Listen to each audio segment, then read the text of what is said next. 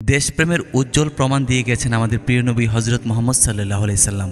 যেদিন তিনি মক্কা বিজয় করলেন, শুকরিয়া নামাজ আদায় করলেন।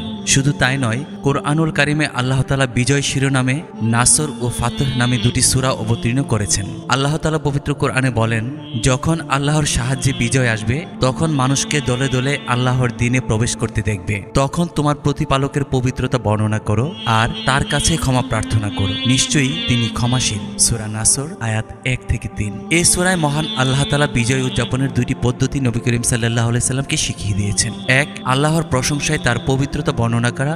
2, যুদ্ধকালীন অজান্তে যেসব ভুল ত্রুটি হয়েছে তার জন্য আল্লাহর কাছে ক্ষমা প্রার্থনা করা। অন্য এক আয়াতে আল্লাহ তাআলা বলেন, আমি তাদের পৃথিবীতে প্রতিষ্ঠা দান করলে তারা সালাত কায়েম করবে, যাকাত দান করবে, সৎ কাজের আদেশ করবে ও অসৎ কাজ থেকে নিষেধ করবে। সূরা হজ আয়াত 22। নবীজি আল্লাহর দেয়া পদ্ধতিতে মক্কা বিজয় উদযাপন করলেন। বিভিন্ন হাদিসে বর্ণিত হয়েছে, মক্কা বিজয়ে নবী করিম সাল্লাল্লাহু আলাইহি সাল্লাম আনন্দে সর্বপ্রথম আল্লাহর শুকরিয়া আদায় করলেন। 8 রাকাত শুকরিয়া নামাজ আদায় করে আনন্দ প্রকাশ করেন। নবীজির দেখাদেখি অনেক সাহাবীও তার অনুকরণে 8 রাকাত নফল নামাজ আদায় করেন। এই আনন্দ উদযাপন ছিল 10ম হিজরিতে, যেদিন মক্কা বিজয় হয়।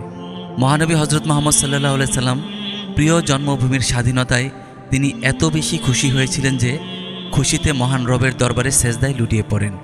বিজয়ের আনন্দে তিনি সেদিন ঘোষণা করেছিলেন, যারা কাবা ঘরে আশ্রয় নেবে তারা নিরাপদ।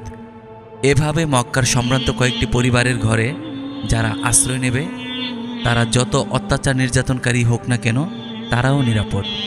এই ছিল প্রিয় নবীর মক্কা বিজয়ের আনন্দ উৎসবের ঘোষণা।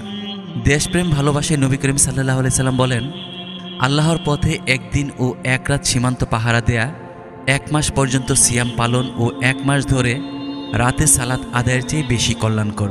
যদি এ অবস্থায় সে মৃত্যুবরণ করে, তাহলে যে কাজ সে করে যাচ্ছিল মৃত্যুর পরও তার জন্য তার রিজিক অব্যাহত থাকবে, কবর হাসরের ফিতনা থেকে সে নিরাপদ থাকবে।